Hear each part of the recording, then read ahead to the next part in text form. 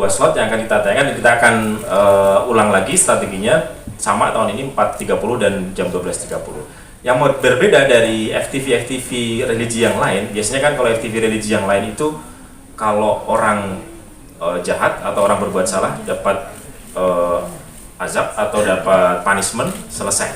Atau orang berbuat baik, ujungnya dia mendapatkan reward, terus selesai. Nah, kalau ini tidak. FTV Ramadan kita ini justru yang kita explore adalah pertobatannya, proses pertobatannya. Jadi misalnya ada orang tobat, gitu. Ternyata tobatnya itu tidak mudah, diuji dengan berbagai macam ujian, sehingga dia apakah konsisten, apakah istiqomah dalam pertobatannya dia atau tidak justru. Jadi justru yang menarik adalah kita explore dari sisi pertobatan itu. Jadi kita pengen menunjukkan bahwa tobat itu memang butuh perjuangan dan juga butuh kekonsistenan dari kita untuk tetap berada di jalan itu, meskipun cobaannya luar biasa berat. Ini yang menurut saya menarik dari FTV Ramadan tahun ini. Oh siap Mas Badar. Tepuk tangan buat Mas Badar. Thank you Mas Badar. Udah kayak tausiah lo masih pakai peci gitu, sering ngomong gitu. Oke, Pak Dani, boleh cerita sedikit dari tahun lalu FTV ini sudah ada, dari Mas Badar juga sudah cerita sukses dengan share yang cukup baik sekali, dan tahun ini ada lagi yang berbeda mungkin di tahun ini seperti apa Pak Dani? Baik, Assalamualaikum warahmatullahi wabarakatuh. Selamat siang semuanya. Ya, seperti tadi Pak Bandar sampaikan bahwa kesuksesan FTV Ramadan tahun lalu kami membuat lagi FTV Ramadan di 2024 ini. Tentunya SCTV kan berpikir mesti ada sesuatu yang beda gitu untuk setiap tahunnya, dan untuk tahun ini kebetulan dari bincang-bincang kreatif lalu supaya berbeda daripada tahun yang lalu. Waktu tahun lalu kan hanya Dude sebagai pria misteriusnya. Sekarang ada 3 cowok keren sebagai pria misterius. Jadi lebih waktu itu Dude dengan karakter yang Dude, tiba-tiba sekarang nih dengan adanya Eza dan Lavinsky ini karakternya beda-beda. Jadi Dude dengan Dudenya, lalu Eza dengan pria misterius yang lebih bisa emosional. Iya. Sementara Lavinsky itu anak muda yang cool, yang objek dakwahnya juga anak muda tentunya. Jadi ini yang berbeda daripada tahun lalu, ada 3 pria misterius dengan karakter-karakter yang berbeda yang mendakwai atau menyelesaikan persoalan-persoalan yang dekat dengan masyarakat, dan kebetulan persoalannya juga kekinian banget, persoalan yang dihadapi oleh remaja, bagaimana dia bersikap di keluarga dan sebagainya, dan semua diatasi oleh 3 pria misterius ini. Oke, sekarang jadi ada 3 ya? Iya. Begitu Mas Dude ya? Ini bikin manajemen pria misterius atau gimana nih? Jadi sekarang ada 3 orang. Terus mungkin cerita Mas Dude, tahun lalu cukup bagus, sekarang juga mungkin sedikit berbeda. Tadi sudah Pak Dani ceritakan karakternya berbeda. Kemarin kita sempat ngobrol-ngobrol, katanya juga sempat ditonton sama senior-senior ulama ya. Yang kita juga sempat nonton, dan responnya seperti apa? Mungkin Dude bisa cerita. Iya baik. Bismillahirrahmanirrahim. Assalamualaikum warahmatullahi wabarakatuh. Jadi alhamdulillah program FTV yang tahun lalu sudah ada di Ramadan. Saya sangat bersyukur bahwa tahun ini SCTV dan Sinemart membuat lagi. Karena dari cerita yang ada itu, saya secara pribadi mungkin juga Vicky sama Eza merasakan itu banyak hikmah yang bisa kita ambil dari setiap cerita-cerita yang kita mainkan. Kemudian saya, karena kalau nggak salah beberapa kali kan rerun gitu ya, tayang lagi gitu. Nah kemudian ada beberapa ustadz yang kemudian kasih komen gitu, wah itu bagus tuh katanya. Iya ustadz, jadi kalau bisa diteruskan gitu ya, insya Allah, karena media dakwah itu kan bisa banyak hal. Nah salah satunya dengan FTV Ramadan, insya Allah bisa orang dengan menonton tapi dapat hikmah. Mudah-mudahan hidayah pelan-pelan bisa merapat lah gitu ya, menyapa dengan baik insya Allah. Gak aja yang nonton aja, kadang kita yang meranin juga kan. Salah satunya kan ada 2, saya ikutan juga tuh. Wah, bukan saya kebakar di situ tuh, serem banget tuh. Jadi sekarang saya mau bikin salah, takut bukan gua kebakar lagi. Karena sebelum kejadian Vira Misuri sudah muncul, tapi belum ketemu nih sama Eza sama Lafiki. Za, cerita sedikit Za, bergabungnya Eza di FTV Ramadan tahun ini. Ya, Assalamualaikum warahmatullahi wabarakatuh. Ya, ini sebelumnya saya berterima kasih sekali pada SCTV dan Sinemart udah diajak untuk bergabung dengan untuk program FTV Ramadan ini dengan karakter yang agak sedikit berbeda juga, pria misterius ya. Oh jadi memang beda? Kita berbeda semua ya gitu karakter. Kalau Dude apa? Kalau ya lo apa sih? Gue mungkin lebih Emosional? agak enggak, gue sih lebih agak straight aja gitu ya. Oh, oke. Untuk ke yang ya to the point banget gitu. Masih ingat gak satu gitu adegan atau dialog yang paling mengena buat lo sendiri gitu? Apa buat gue? Pasti paling lo ingat. Dialog itu seperti lo nasihatin ke orang tapi lebih ke elunya gitu kayaknya. Tapi benar. Itu ibaratnya gini, hebatnya adalah sekarang mungkin SCTV kan selalu mengeluarkan inovasi terbaru, termasuk dengan skenario yang baru juga gitu. Dan skenario yang baru ini kadang setelah gue baca, mungkin itu bisa jadi mirroring juga untuk diri gue sendiri juga gitu. Dan itu ibaratnya untuk gue sendiri yang memerankan, itu bagus untuk gue, apalagi untuk penontonnya. Nah itu harapannya kan, Iya. kena di pemain, di produksi, insya Allah mudah-mudahan sampai pesan itu ke para penonton juga. Thank you Bang Eza. Lafiki, mungkin cerita kalau tadi Eza sedikit straight, Dude dengan adem-ademnya, lo sendiri di sini sosok pria misterius ini hadir seperti apa nih? Assalamualaikum warahmatullahi wabarakatuh. Sebelumnya juga kurang lebih sama seperti yang disampaikan Mas Dude sama Bang Eza.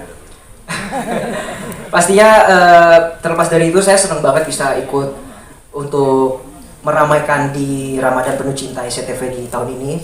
Apalagi mendapatkan peran yang sangat bagus dan itu juga berdampak juga untuk diri saya pribadi gitu. Untuk karakter yang saya mainkan secara keseluruhan lebih ke anak muda yang Pak Dhani bilang lebih kalem, masih ada santainya lah, masih ada senyum-senyumnya gitu, nggak yang straight banget yang kamu harus bertobat, nggak yang begitu gitu. Jadi masih dengan cara yang halus. Mudah-mudahan ini sampai ya, diferensiasi dari sosok misterius ini ya. Jadi mungkin buat teman-teman nanti yang pada saat mungkin khilaf ingin berbuat kurang baik, tiba-tiba muncul sosok pria misterius di sebelah kanan atau kirinya. Oke. Jadi memang mungkin saya sedikit jelaskan ya. Jadi sinetron, FTV ini ceritanya berbeda. Mungkin udah bisa nambahin juga. Ceritanya berbeda, tapi ada benang merah pria misterius ini yang muncul beberapa kali dan sekarang ada 3 orang pada saat orang ini atau tokoh ini ingin berbuat sesuatu. Mungkin bisa cerita sedikit?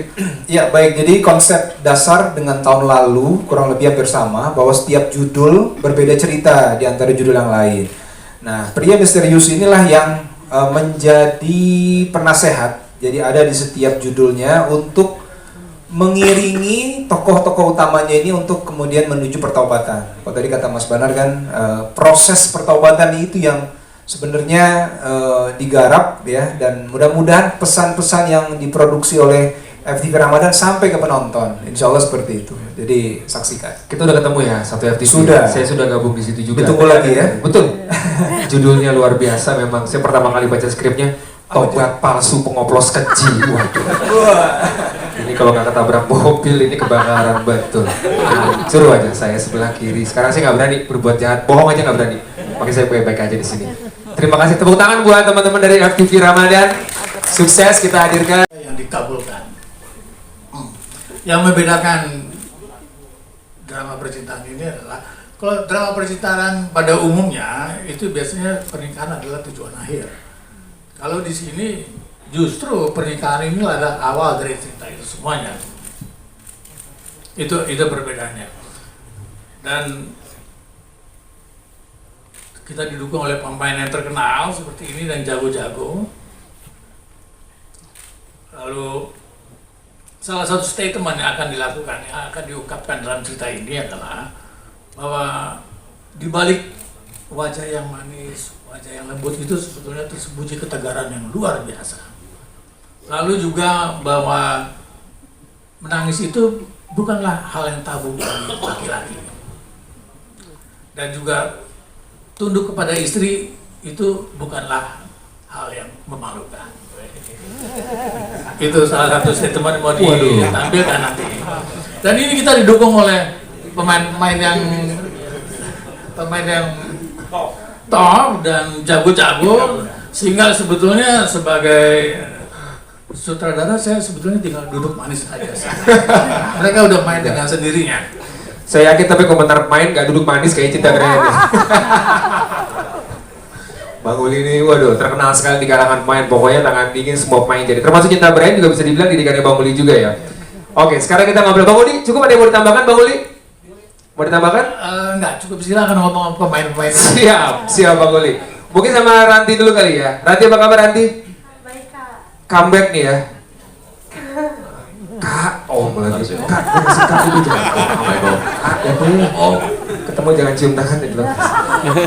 Ranti, ini setelahnya kan comeback. Boleh aku cerita sedikit ya? Ini kayak Ronaldo balik ke MU nih. Mudah-mudahan ceritanya lebih bagus nih ya. Ini rasanya seperti apa? Terus bergabung dengan Project Ijabah Cinta. Mungkin Ranti bisa cerita tokohnya, syutingnya, atau mungkin ada persiapan dari kamu yang berbeda pada saat comeback. Wah, gue pengennya Sophie yang beda nih pada saat gue kembali ke SCTV nih. Mungkin Ranti bisa cerita.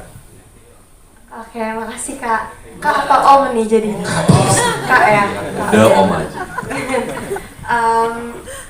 Jadi sebenarnya mungkin comeback kayaknya berlebihan banget, tapi memang benar aku udah lama banget ada di stasiun sebelah. Akhirnya bisa Kembali kembali. sih pindah itu kemarin. Lanjut Ranti. Iya, jadi akhirnya bisa dibilang kembali ke rumah ya. Seneng banget bisa kembali ke Cinema Art, ke SCTV. Terus juga aku dapat judul pertamaku setelah kembali juga judul yang luar biasa. Ceritanya benar-benar menarik banget. Terus juga digarap sama Opa Uli yang dari dulu aku sangat ada wishlistku lah untuk bekerja sama Opa Uli. Ini pertama kalinya? Pertama kali, waktu kecil Kecil banget. Iya. Oke. Jadi sekarang pas udah gedenya baru pertama kali sama Pauli. Terus juga bertemu sama pemain-pemain yang luar biasa. Mereka hebat banget, bisa memberikan energi yang luar biasa di saat kita syuting bareng. Terus juga take and give-nya di saat syuting juga membantu aku untuk memperkuat karakterku sendiri. Oke. Terus ketemu sama Om Anwar yang selalu Jangan sering-sering kita mau saya. yang selalu menghibur dalam syuting, dan aku selalu nangis setiap Asal tahu aja, asal tahu. Pengen tanya, ini kan baru tayang berapa hari? Udah berapa kali promo? Gue pengen tanya. bener udah banyak banget sih kak. Oh, iya. Cuman bener-bener setiap dialognya Manwar ke Cinta, aku bener-bener sampai hati banget, sakit banget hati aku. Saya bener-bener nangis. Aktor besar. Ada saingannya satu, cuman jadi Biswan. Aku juga. Baru sekali lu kaji. Dua Dia aktor takut besar baru Indonesia sekali. ini, Anwar Fuadi dan jadi Biswan. Luar biasa. Jadi mungkin Lu almarhum Faruk Apero kamu. Iya waduh. Ini cerita ini udah panjang nih, saya tahu juga. Pak Ranti silakan lanjut. Jadi mungkin itu sih kak. Dari segi cerita, sama-sama Pak Uli juga, sama pemain yang luar biasa, tim di lapangan yang juga luar biasa banget deh. Jadi aku senang bisa kembali. Siap. Tepuk tangan untuk Ranti. Om Anwar, kabar Anwar. Ntar gue tanya juga. Apa kabar ya? Save the best for last. Apa kabar? Cinta. Sinetron kedua barengan sama Opa Uli. Bisa dibilang di BHSI juga lo bisa muncul dan akhirnya punya banyak fans karena memang didikan dari Opa Uli. Boleh dibilang kayak gitu? Mungkin lo bisa cerita sedikit seperti apa sih? Aku sebenarnya 100% didikan Opa Uli. Apa? Ini kan kalau orang ngomongin sinetron yang paling terasa tuh apa didikan beliau nih? Segala. Kalau cari kata-kata yang kritis apa? Nah, tapi kan Opa Uli ini lu bener-bener mau panjang mau pendek sih sebenarnya lo. Opa Uli ini bener-bener kayak papa aku di lokasi. Dia bener-bener tough love. Yang lo rasakan dulu sebelum gabung di Buku Harian Seorang Istri sama sebelum setelah lo menyelesaikan produksi BHS itu apa yang paling terasa di lo? Yang akhirnya bisa lo hadirkan di karakter lo di Ijabah Cinta ini? Yang bisa aku hadirkan, apa ya? Drama seperti apa atau Ya, kalau misalnya dari karakter seperti apa? di drama yang sebelumnya kan eksplosif banget. Oke. Kalau di sini Opa bener-bener minta aku yang melo, yang sedih. Karena buat laki-laki nangis itu kan nggak tabu gitu di sini di judul ini kita buatnya. Dan